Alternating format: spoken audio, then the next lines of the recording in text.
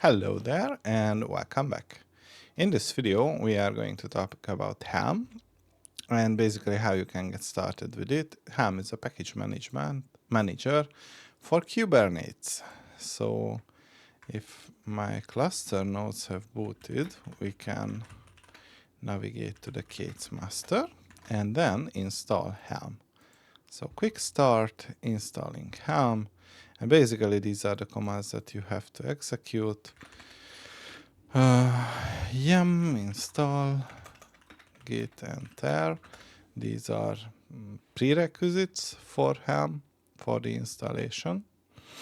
And once the installation is complete of this prerequisite, we can download the get Helm script, modify it, and set the verify checksum to false. And once this is done, we can execute the get helm.sh. It is going to download the appropriate .gzip file, expand it, and install it. And after that, if we issue Helm, we get the prompt and we can start using it. So after Helm is installed, we can, I think, list the config or just simply use Helm. Yeah, and this is going to give us the configuration. So on Linux systems, this is where the configuration lives, and this is going to be the data directory. So ls-l, and once we add repositories, we can use it. So technically, Helm is working from the artifact hub, and in the artifact hub you get repositories, and these repositories hold charts. For example, if I'm looking for a Redis chart, I can open it, and on the right hand side you can see that there is an install help or guide. We have the templates which will show us the information regarding the configuration. It has some default values that we can override, and it has a value schema which can also be overridden. So in our first example, we are going to add the Bitnami repository. And after a repository is added, you would usually use the Helm repo update, and basically it will reach out to the Bitnami repository and update the chart cache, and we can use the Helm search, for example, repository Bitnami, and it will give us all the charts which are provided by this repository. And if we want, we can also remove repositories by saying that Helm remove repo remove and then the repository's name. So let's say that we want to install Redis on our cluster. We can use the Helm install, and we name the instance. We call this my Redis, and this is coming from the Bitnami Redis chart, and the version is 2012.2. So when we are talking about charts, it has two versions. One is the application version, and the other is the chart version. The app version is usually the version of the application from the stable one or whatever is packaged in the chart, and the chart version is the version of the chart itself. So let's install Redis. By default, if you don't specify anything, the chart will be installed in your default namespace. And once the installation is complete, we get a little bit of help. So, for example, we can use an ad hoc Redis client to connect to this Redis instance, or we can basically grab the username and password for authentication. So here we can see that this is the Redis password, image Docker, and we can also gather the Redis password from the secrets. So if we check the secret, we can see that my Redis has a secret, And inside this MyRedis, we have basically a data section. So describe secret, and inside this describe, we get the Redis password. And if we want to grab the password, we can simply say that this is going to be the password. And if we echo the Redis password, we will see that, okay, this is going to be the password that was generated during the installation. So now I want to install the Python 3.12-pip and create a small Python client. And I am going to install Python 3.12-mpip install Redis. And once the Redis was installed, I can use Python 3.12. But first, let's use the kubectl get all. And from here, we can see the master's IP. This is what we are going to use to connect. So Python 3.12 import Redis.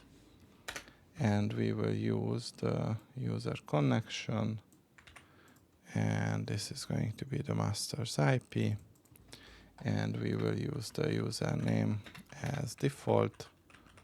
And the port is the default 6379.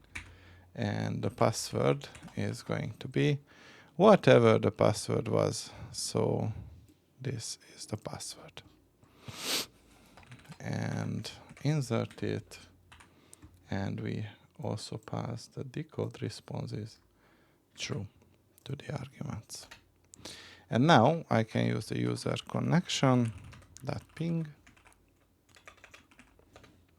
And I am connected to the Redis instance.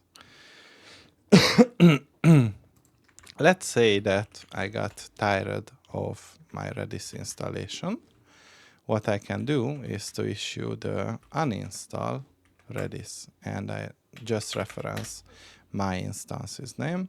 And if I use helm-list-a, it will show the Helm charts which are installed across all namespaces.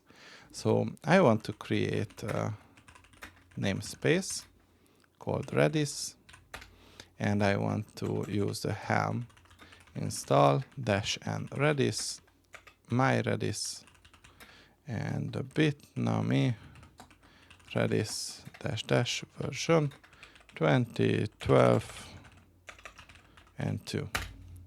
And this is going to install into the namespace of Redis, the my Redis chart. And if I use a kubectl get all -n Redis, I can see that the Redis is now running in the Redis namespace. And what else do we have? Let's say that we have the create namespace my MariaDB, and I want to install MariaDB. So on the artifact hub, I can go to the MariaDB chart, and I have the option to customize the chart with the values.yaml file. So this is what I am going to do, values.yaml, and inside the values.yaml, I am going to provide the out section, and this is going to be the database, created the password, the username, and the root password. And if I want to pass it to Helm, and let's install it to the MariaDB namespace, and -f values.yaml, and I want to use the bitnami MariaDB. And the name is going to be my MariaDB. Good. And as you can see, it offers you to generate you a name for this installation. Let's verify it. So just like before, it is going to give me information about basically the usage. And I can grab the root password, and if I echo the root password, you can see that this is identical to what I have specified in the values at schema. And I can also do something interesting. So let's say that I would like to downgrade the MariaDB installation because I'm unsatisfied with something. Here on the right side, you will see the chart versions and the app versions. And I can specify, for example, the 20.2.2. And in order to install it or downgrade it, what I can do is the following. So Helm, and I use the what is it? Helm, and it has the upgrade command. So Helm upgrade -n MariaDB, my MariaDB, and I say that the values.yaml is the one I'm using, and I am specifying the bitnami MariaDB, and the version is going to be 20.2.2. And upgrade.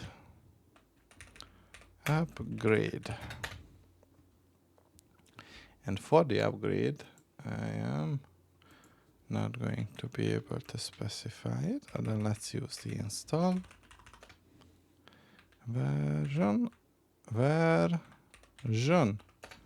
Good. Upgrade is also working with version if you type it the right way. And once this installation is complete, what I want to show you is the helm list -a. And now we can see that the MariaDB is at the second revision. And now it's running the older MariaDB version, because as per chart, this should be 11.4.5, and now we are running 11.4.4, and the root password is still coming from our values.yaml file. And if I am basically unsatisfied with my performance with the downgrade, then I can use the Helm rollback my DB and 1 and the -n my MariaDB rollback, and this is going to be my MariaDB.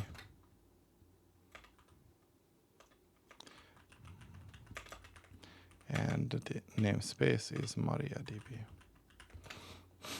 Good. Now if I verify the version with Helm, you can see that now it is running 11.4.7. So this is how easy it is to roll it back, and we can verify the resources from the MariaDB namespace, and it is running. So another thing that I want to show you is the Helm dashboard. So Helm dashboard is just, the name suggests, it's an alternative for a well-known chart, which is basically Kube apps. So we are going to install Helm dashboard. And in order to do that, we have to create a persistent volume, pv.yaml, and kubectl apply -f. Oh, and this is going to be a host path. So I should create the mount data folder and kubectl apply -f. And I think it should be ready on all the nodes. So SSH and Kate's worker sudo mkdir yes And this should be done on Kate's worker B. Yes. And Kate's worker C. Yes. Good. So now let's use the kubectl apply pv.yaml, and just to verify, get pv. And we have the Helm dashboard PV retain available, so it is not bound yet, which is good. And we can use Helm to install Helm dashboard, and it comes from the Commodore IO repository. And once the repository is added and updated, then we can use the Helm install, and now the dashboard is available. And we can check the Helm dashboard. kubectl get all -n Helm dashboard, no resources. Let's get the service. So kubectl get svc. Helm dashboard is available, and we can patch it. So basically, we want to provide access to this dashboard from the outside world. And after patching it, we can visit the URL. So http Kate's master. And we can see that this is how the dashboard looks like. And what can we do with the dashboard? So basically, we can add, for example, new charts and repositories. So here under repository, we can click on add, and let's call this Beluga Cloud. And the URL is belugacloud.github.io charts. And it doesn't have any kind of authentication. So we can add the repository. And after adding the repository, you can see that now we have some charts that we can install. Let's install Jellyfin. The release name, the namespace is okay. We don't really want to change anything here. Just confirm it.